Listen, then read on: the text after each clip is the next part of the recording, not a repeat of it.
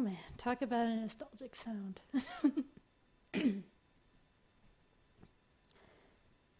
So you got 3 seconds to guess what the game I'm playing is. Never mind. I thought I had more time.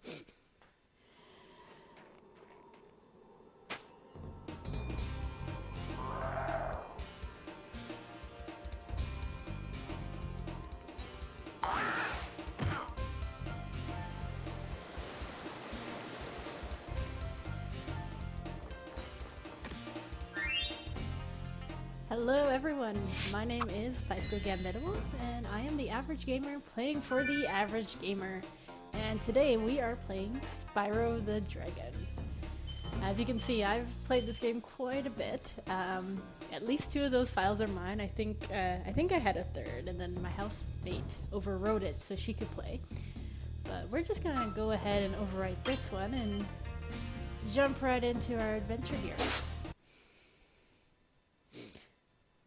So we'll try to be quiet throughout anytime characters are talking or cutscenes like this one coming up, so enjoy the voice acting.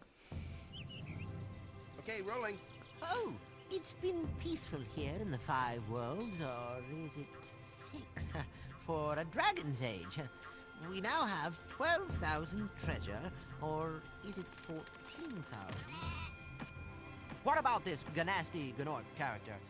Now, I understand he's found a magic spell to turn gems into warriors for his cause.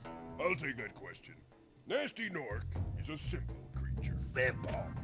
He has been contained in a remote world and is no threat to the Dragon Kingdom. No threat! Besides, he is ugly. That does it! Looks like I've got some things to do. Oh man, yeah, this first game, the voice acting was not the best, but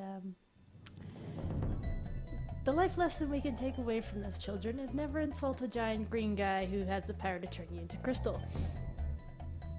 I also just love that Spyro's in the background, kicking around a sheep.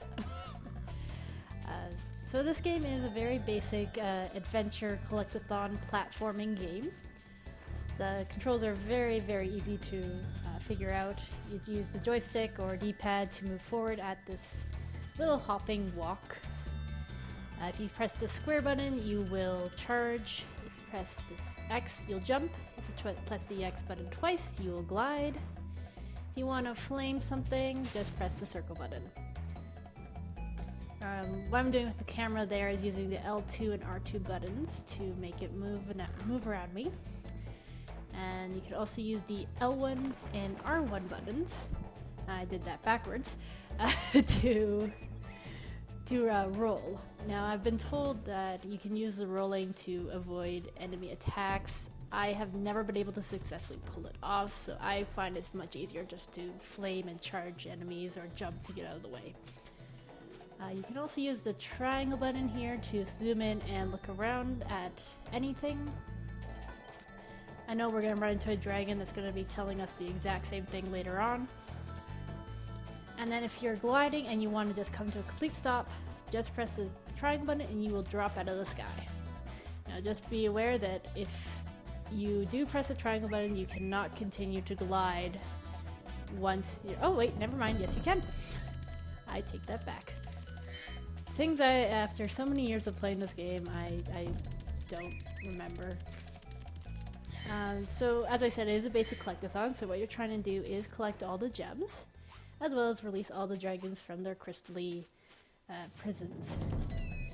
The gem intervals are red is 1, green is 2, there's blue that's 5, there's a gold one that's worth 10, and then there's also a purple one that is worth 25. It is not very common. I think there's only a couple in the game, and you mostly see them within the last couple levels. I honestly don't believe there's any really in this world itself. These little green guys over here are enemies. You can they don't attack you, you just can go right up to them and flame them. They will run away from you. So I find it's just easier just to charge at them and take them out that way. Get back here. Thank you. or just flame them if they're still within range. We're just going to go around and collect all the treasure here, and then I'll go back to those dragons because they're going to talk for a bit. So those little purple cases there hold lives. If you see them, they're not very common in the game, but if you do see them around, just go ahead and charge them, flame them, and you'll get an extra life. The little red treasure chests are flammable, and you can also charge them. There are some that we'll run into later on that are metal. Those cannot be flamed. You do have to charge them, which can be a little difficult at times, as sometimes the producers like to try and just place them in areas that are a little precarious for charging. You have to just really time yourself very well. Alright. This little yellow guy that's following me around here, for anyone who's new to the Spyro series, I'm not sure if he's in the Skylander games later on, but this is Sparks. He is our health bar. When you take a hit, he will change color, and if you need to replenish your health, there's these little animals that be running around every single world or level, and they have butterflies in them. And Sparks will just eat the butterfly and he will regain his health. In this particular world, or this home world, there are sheep and they just hop around.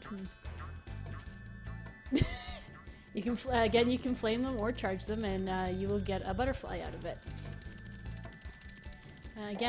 So now let's just go up here and release our first dragon, as I said I was going to, and then got sidetracked by sheep.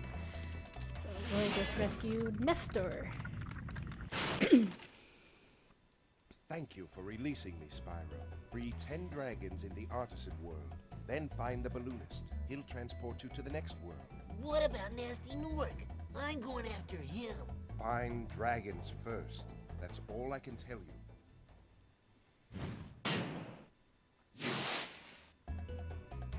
Now, all things considered, that it came out in 1998, the graphics are still holding up pretty good. I mean, obviously it's no Uncharted or Last of Us, but you know, on all things considered, it's not half bad looking. We'll just go ahead and rescue this guy too, since he's right here, Mr. Delvin. Where's Nasty Nork? I'll torch him. Keep your horns on, Spyro! You have much to learn first. Do you know what the dragonfly following you is doing? His name is Sparks, and he's helping and protecting you. Keep an eye on him and see what I mean. So he pretty much just repeated what I told you about Sparks there. I just flat out told you that he changes colors when you take hits. So once a dragon's done, you'll see these little panels on the ground here. If you step on them, you can save your process, or if it's a dragon that happens to have very helpful information, so a dragon not like Delvin, and you want to rehear what they're saying, you can replay the dragon. At this point, we don't really need to save our game, so we're just going to go ahead and continue on to our next destination. So the way I like to play this game is I do like to complete every sort of the homeworlds first and get everything in the homeworlds, and then I'll move on to the levels, and I like to do them in a very specific order. And that's just because in Spyro the Dragon there are world bosses, I say that in quotation marks, but unlike in most games where the world bosses are at the end of the game, a lot of the games a lot of the worlds you can pretty much fight the world boss as soon as you get into the world. And I'm just going to take a moment here and adjust my options here and change the camera to active so it doesn't, that way I don't have to manually change my camera angle all the time. But pressing start will get you to the screen, and then if you go, you have the option of changing your sound, your music, camera, and you can also go into your inventory. And this, once you have all the worlds unlocked, you can go through and see if you're missing anything in any of the worlds. So as of right now, we have only been into the home world of Artisan, so it's just telling us what we're missing in the Artisan world. And I'm just gonna exit out. Pressing X on the inventory screen will just bring you back to this screen. Otherwise, you can press this, you have to go back and press continue. or you can quit the game from here. Let's not do that though, and we're just gonna continue. This happy little fella over here is Marco the Balloonist. If you prove your worth by rescuing 10 dragons, then you may use this balloon to fly to a new world. So this is basically the minimum requirement that you need for the game. Each balloonist will require a certain level of gems or dragons rescued or what have you, and they will tell you, and for people who don't want to 100% the game, they can just go to the balloonist to find out what they need to move on. So for this particular world, we only need 10 dragons. We are going to rescue all of them though, so you don't need to worry about me skipping out on dragons here, because this is a game where I do know pretty much everything about this game. I know where all the dragons are, I know where all the treasure is, so I'm going to be 100%ing this particular game. Now let's go ahead and rescue Argus. Cool, Flash. Do that again. The artisan's boss is through a portal in the dragon mouth, but you are not yet ready, Spyro. First you must complete one of the other artisan lands. So this is the entrance, as he said, to the world boss. This is the only instance of the game where there is a requirement that you need to meet to face the world boss, with the exception of Nasty North World. And that, of course, is to complete one of these worlds in this particular world, this home world. So as I said, I do like to do this game in a particular order. I like to try and get couple of the home world, or sorry, these main. I like to finish the home world first, and then I move on to, in a very specific order, of which of the worlds, and I'll kind of go through them as I pass them. So that stone hill back there is one that I like to do second, and there's a world right up here on the other side of this tower that I like to do first. But we're gonna just rescue this dragon here, Thomas. My favorite dragon. Hey, Spyro, press the jump button twice to glide. And don't be afraid. Afraid? Of what? Falling from high mountain peaks? Plummeting into prehistoric glaciers? Oh, that. So yes, Thomas is my favorite dragon. And it's not because of what he says there. You do actually meet Thomas again later on. And it's a very, very fun interaction that you have with Thomas, and he very, very quickly became my sister's and mine favorite dragon in this game. So I believe I already faced one of these guys back in a little while ago, but I'm gonna just kind of go over him now. So as you can see, he takes 3 hits, and each time you hit him, he drops a gem. There are some other enemies later on that also take two or more hits, and depending on how you hit them, they may or may not drop extra gems. There's some actually in this level coming up that you can take them out in one hit, or you can not and leave them to torture, or leave them to just kind of be tortured, hanging out after you've essentially crippled them. Yes, for all you who didn't know, Spyro is a very dark game. Why can't I land on that thing?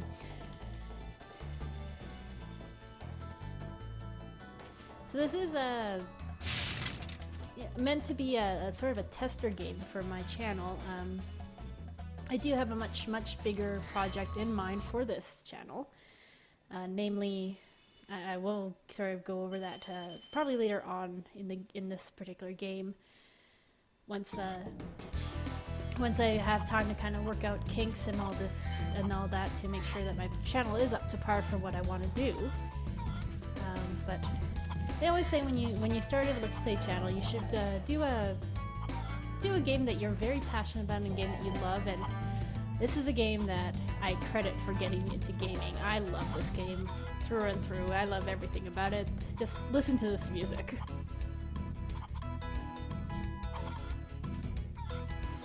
The music of this game is one of the big points for me. I always think that it's just so happy all the time, and they really fit the different levels. So you know, some kind of parked here in front of these chickens, and this is just kind of pointing out again, like when I mentioned that there's different animals that attack and they give Sparks back health. The chickens are in Town Square are the ones for this particular level. And as I said, once you attack them, they disappear into butterflies. And had I taken a hit already, Sparks would eat the butterfly and he'd return to his gold color there. In later games, whether he's taken a hit or not, Sparks will go ahead and eat the butterfly. And that's just because in the later games, the butterflies also double as extra lives. So you'll get special butterflies that will increase the number of lives you have, unlike in this game where we get little Spyro statues. So we'll just rescue this guy here, Mr. Mills. Welcome to Town Square, Spyro. Excuse me for that. Begin exploring by gliding to that area with the bulls. Use the L2 and R2 buttons to get a good look. Probably not gonna use the L2 and R2 button. We're just gonna still glide over here. So these enemies here, if you charge them, they get stuck on their horns. These are the enemies that you can hit twice, but only give you gems once.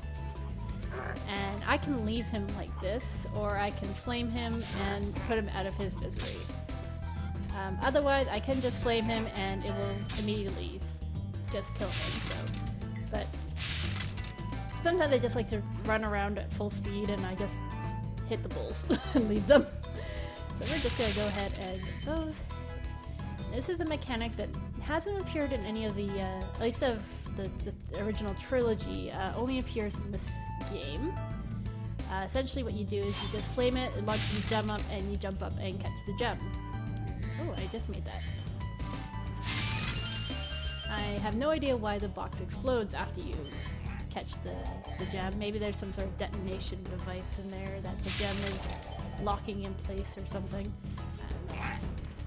But that guy there, that orc, if you kill the bull without killing him, he will attack you with his red flag. So we're just gonna kill them both in one go. Oh, I missed the bull. I don't normally do that. And oh my god, you can hear the laughter already. Those cases there were what I was talking about when I said the metal cases later on that you can't flame. Anything metal in this game, Spyro cannot destroy. And let's just get Devlin. Thanks, Spyro. I had the worst itch on the tip of my wing. Oh, did you know that you get your longest glides by pressing X at the very top of your jump? Yes, I did, Devlin. Thank you, though. A lot of times you'll find that the dragons tell you tips after you've already figured them out. So they're not the most helpful creatures, but they do what they can. Oh, it's your fault for getting my way, chicken. So we're just gonna finish up this ground stuff before we go investigate the laughter. I'm not a fan of what that laughter includes.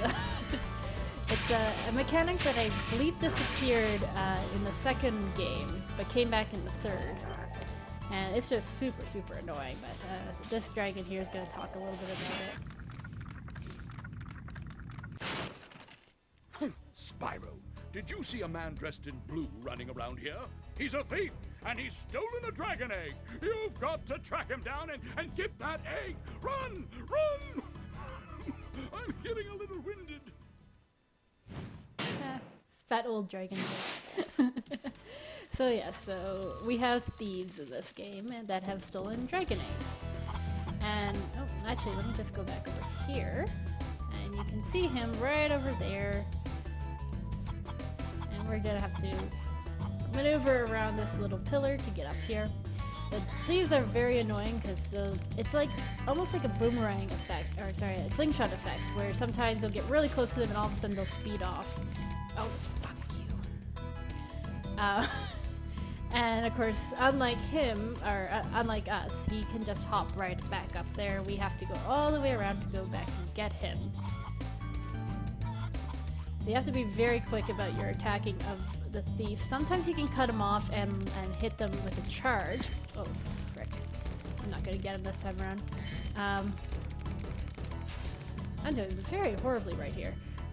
I don't normally do this bad, believe it or not. But yeah, so you can sometimes cut them off and hit them with a charge, but I find the most effective route is to get as close as possible and flaming them, because you do get a little bit more range with the flames. That way if he starts pulling away from you, you can still get him. There you go. And then you get your dragon egg. Now if we go back to our inventory, that shows how many eggs we need to collect in the game. And you don't have to chase the thieves. The thieves aren't in every single level and not in every single world. After World 3, they become a little bit more scarce. You see them in one level in the 4th world where they are mostly treasure and keys, and then you also see them again in Nasty's world later on. But again, their purpose sort of goes a little bit, or gets sort of depleted after the 3rd world. This is also another mechanic that never sort of came back after this game, and this is a turbine chest. And if you flame it enough times, the trailer flies off, and if you aim it correctly, you can hit other chests or enemies with it, and it can be really, a lot of fun to manipulate. At the top there, you'll see it shows you when you've gotten all the gems, and now we're gonna go and free our last dragon of this world. So let's just go ahead with that. Thank you for releasing me.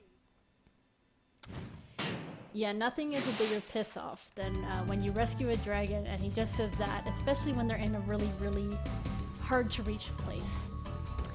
But these little return home portals will obviously bring you back to the home world, and all your treasure will be transferred back to the main chest that you have. And my goal was to try and do 2 levels per video. Now I am coming up on the time period, the time allotment that I'd like to have on each video. But considering I've been doing a lot of exposition talking and things like that, I would like to do one little short video level, which I will show in just a moment. There is one more mechanic that I'd like to show off, and that's those little crystal-looking balls there. As you see at the top, when I collect them, my life bar comes up, and little dots start appearing. If you collect enough of them, I believe it's 20, you will get an extra life. That's something you get from killing enemies that you have killed before. Sometimes, if you're lucky, they will even drop an extra life for you. So sometimes it is worthwhile to spend some time and re-kill the enemies that you have killed before. So what I'm going to do is, these are another level that I'd like to do closer to the end of each world, but just given the amount of exposition I've given in this first episode, I would like to go over it now. So this one's hidden, and you have to jump on each of these stepping stones here, and it will open up our first flight level, Sunny Flight. Now there is a dragon later on in the game who will hint at this, but it's easier just to do it right at the start so you don't have to fly back here and do it later. So now this might take me longer than maybe even an extra level would, because these levels are hit or miss. It's one of those things that are really, you have to be kind of really lucky with, as well as you have to be really quick. And sometimes the smallest mess up can really screw you over. There we go.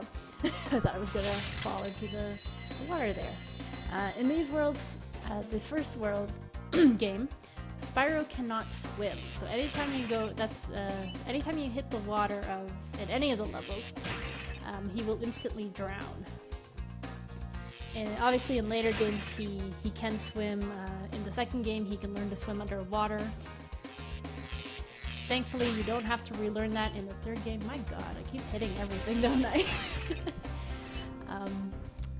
So the thing with these flight mechanics is, in this first one, everything is +3, so you're trying to do it as quickly as possible, but each item that you get will obviously increase your time, so that way you can go a little bit longer and get everything that you need to get. Oh, frick, I am not doing so well this time around. I did a little bit of a practice run a little bit earlier, and I got it in one go, and holy crap, that leg. And I did much better than I am this time around. I think I can still get it. Just need to that guy. But yes, in this first world, everything is +3. Later on in the game, you'll find there's going to be rings, there'll be arches again. There might be trains, there's not always trains. And they'll be starting to show +1s, +2s. They never get more than +3, but... Oh, frick. And then if you hit to replay, instead of time going down, the time goes up, and you try and go as quickly as you can. Obviously, as you can see, it doesn't adjust the time this time if you hit them. But we don't want to do this again. We're just going to go ahead and crash, so we can leave. Now, if you've done what I did and accidentally click to try again, you can just crash and keep all your progress. It doesn't make you have to go through it again, thankfully. But I think that is going to be it for this first episode, and thank you so much for joining me, and I will see you in the next one as we save with this fairy.